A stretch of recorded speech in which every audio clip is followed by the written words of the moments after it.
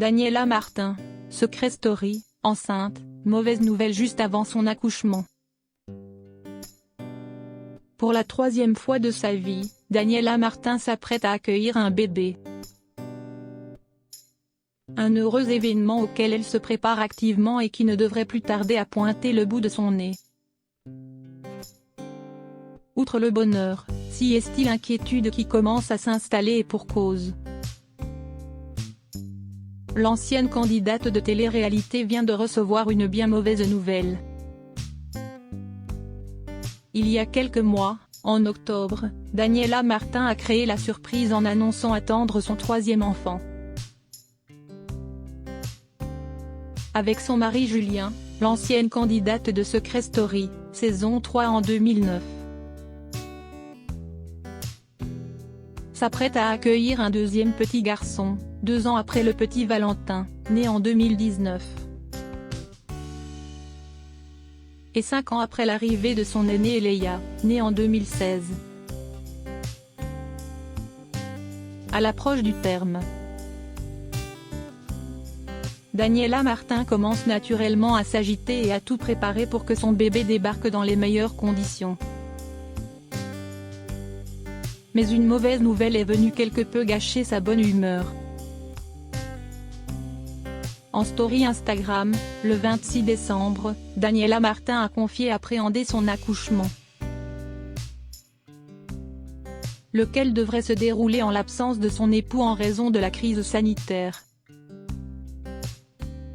Je viens de recevoir un message de la maternité pour me dire que les accompagnants n'étaient pas autorisés. Je ne vous cache pas que ça commence à me faire flipper.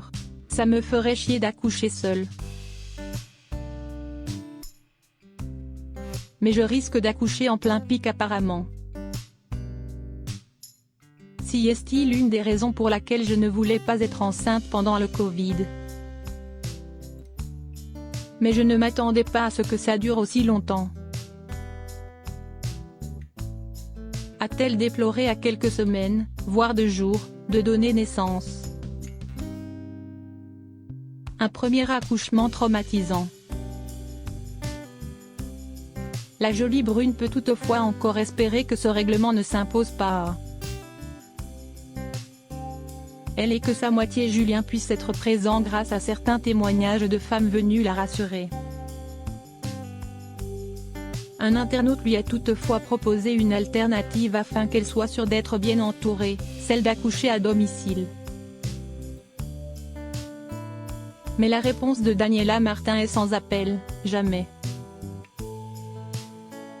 Et pour cause, elle ne sait que trop bien l'importance d'avoir un soutien médical durant un accouchement, elle qui a failli perdre son premier enfant. Il serait mort si je n'avais pas été à l'hôpital. S'il n'avait pas été entubé immédiatement, s'il n'y avait pas eu l'équipe médicale hyper réactive. Quand on vit une chose pareille, on ne peut pas accoucher à la maison. Enfin pas moi. Je suis trop traumatisée encore pour prendre le moindre risque, a-t-elle expliqué. Il est vrai que Daniela Martin a vécu l'horreur au moment d'accueillir sa fille Eléa.